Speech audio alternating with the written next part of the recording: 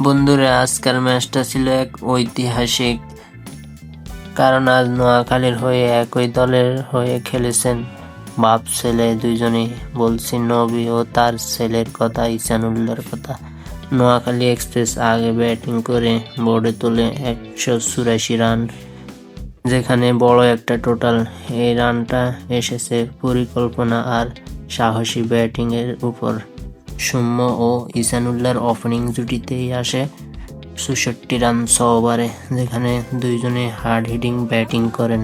উপহার দেন নোয়াখালীকে প্রথম 6 ওভারে 64 রানের একটা দুর্দান্ত ইনিংস। সবচেয়ে বড় হাইলাইটস, ইসানুল্লাহ নবীর ছেলে খেলেছেন 60 বলে 92 রানের দুর্দান্ত একটা ইনিংস। এই ইনিংসে ছিল ধৈর্য, ছিল পাওয়ার হিটিং, ছিল ম্যাচ চেঞ্জ। আর তার পাশে থেকে বাপ নবী খেলেছেন সাপোর্টিং রোল, যেটা এই পার্টনারশিপকে করেছে আরো স্পেশাল।